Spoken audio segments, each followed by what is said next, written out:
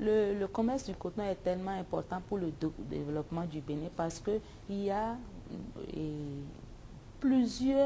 la population qui est impliquée les producteurs sont nombreux dans nos pays. Et si nos producteurs n'arrivent plus à mettre leurs produits sur le marché, si le produit est fortement concurrencé, il y a la pauvreté qui va s'en suivre. Parce que déjà, nous sommes un pays moins avancé qui souffrons déjà de ce problème. Et si les subventions continuent, ça va aggraver, nous enliser dans la pauvreté, alors que tous, dans le monde entier, on est en train d'œuvrer pour la réduction de la pauvreté. In Uganda, we do have a slogan which is prosperity for all. And our president feels that if we are to prosper, then everybody should have something to sell. So really this means actually trade per se, because if you're selling, then you're trading. So definitely our people, in order to prosper, they should be able to produce and be able to sell part of the produce in order to get money. So that's why we feel that trade is one of the ways to bring about development in our countries. Lorsqu'on parle du commerce et du développement, je pense que le commerce est le moteur du développement. On a tendance à confiner encore nos pays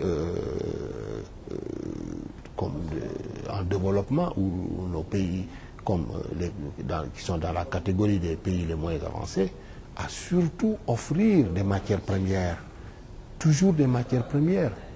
Alors que nous souhaiterions aujourd'hui vendre sur des marchés extérieurs des produits intégrant une valeur ajoutée importante. Et cette valeur ajoutée, bien sûr, est issue donc d'un processus de transformation de nos matières premières dans nos pays et mettre à disposition donc de nos partenaires des produits finis. Et nous cherchons à développer ces capacités. Mais malheureusement, sur ces produits finis ou sur ces produits semi-finis que nous entendons mettre sur les marchés extérieurs, nous nous heurtons souvent à des obstacles non tarifaires, parce qu'il est reconnu aujourd'hui que sur tous les PMA, ils ont pour la plupart un accès libre sur les marchés de nos partenaires, surtout des pays développés. Mais chaque fois que nous consentons des efforts dans le sens de la transformation, c'est là que des barrières, autres que les barrières tarifaires, sont érigées et bien sûr contraignant toujours nos possibilités d'expansion commerciale.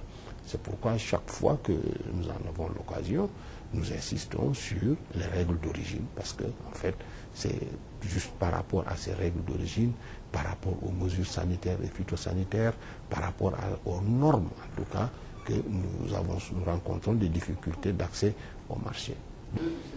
En parlant du commerce, il faut d'abord évoquer deux aspects qui sont extrêmement importants, mais interliés. Il y a d'abord l'investissement et ensuite l'exportation. Donc si on parle du commerce en tant que moteur de développement, il faut donc parler également de l'investissement. Donc il faut avoir un site attractif pour l'investissement direct étranger, naturellement pour l'investissement national, mais également pour les IDE, et lesquels donc participent d'une manière sensible à la promotion des exportations.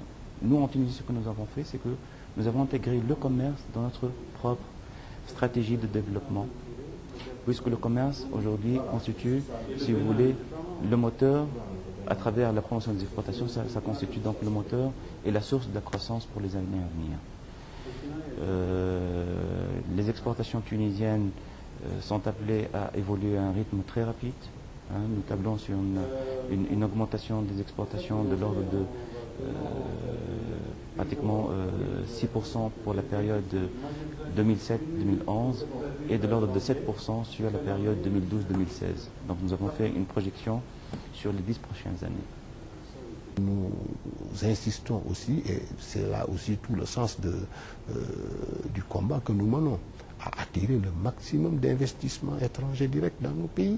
Ceci, bien sûr, pour pouvoir, bien sûr, mettre en place des industries, des unités qui nous permettent de transformer donc nos matières premières sur place et d'offrir, bien sûr, sur les marchés extérieurs des produits finis et des produits finis de qualité qui répondent aux normes internationales et nous permettant ainsi donc d'être présents sur les marchés et de donc tirer parti des avantages donc de la mondialisation.